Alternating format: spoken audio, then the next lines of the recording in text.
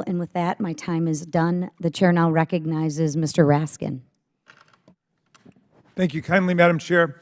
The ranking member quoted the Republican governor of Utah, who said something to the effect of, never before had he seen so many be so cruel to so few who just wanted to participate. And Ms. Gosgraves, let me start with you.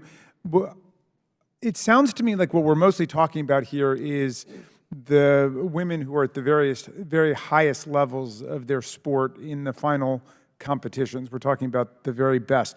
But do you get complaints about this, or have you heard complaints about this just with people participating in either co-ed sports generally or transgender athletes who are part of an intramural softball league, or people playing not for very high stakes, but playing for the reason most of us play, which is to get exercise and have fun?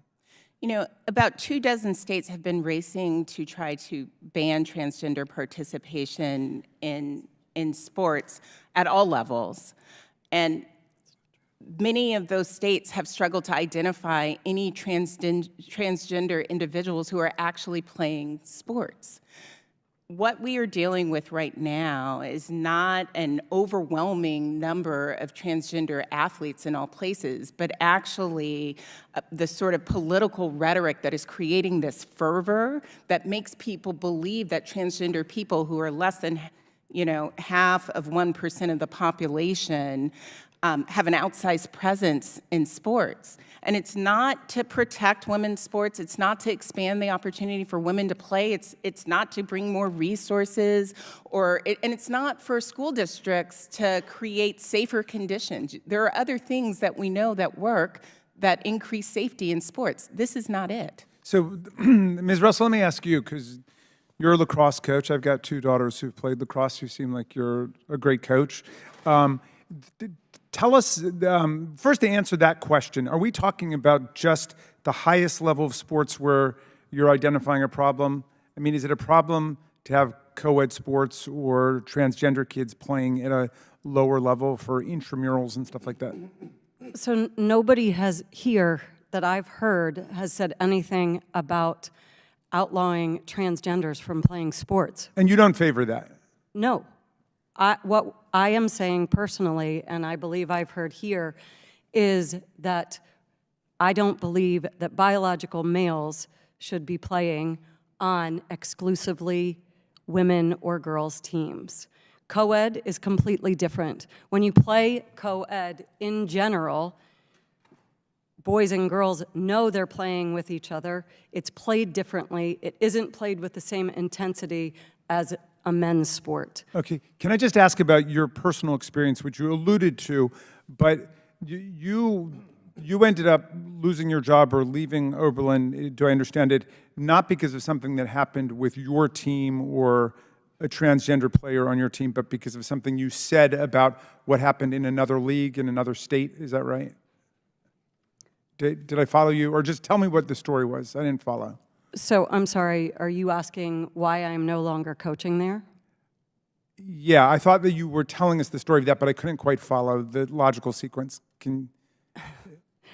Maybe it's not related to that. I thought that it was related to your views on this. So, I told the story publicly, and the college did not. What story did you tell? I'm sorry.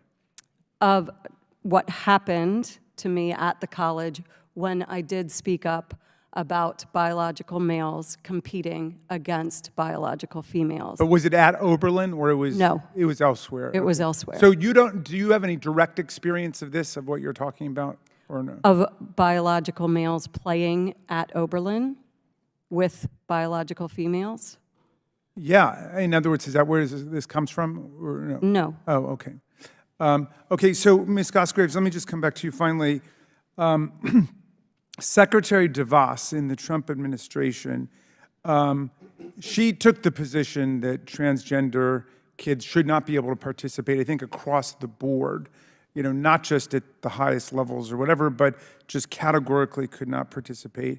The Office of Civil Rights in May 2020 ruled that a Connecticut high school could not maintain its policy allowing transgender students to participate in athletics on a team corresponding to their gender identity.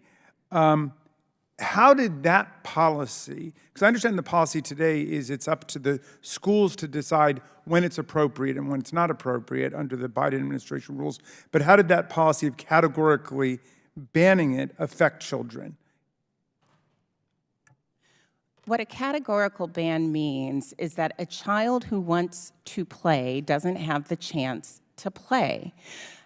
It also means that even if you are a transgender kid who maybe you don't even want to play sports, you now have a giant signal coming from your government that you are less worthy, that discrimination against you will be okay. And so it is both the practical harm, but then this broader message that policymakers are sending to young people that is disturbing. Thank you, and I yield back. Thank you. The chair now recognizes Mr. Gosar for 5 minutes. Thank you, Madam Chairman. As an understanding of fairness is one that we almost instinctively learn from birth.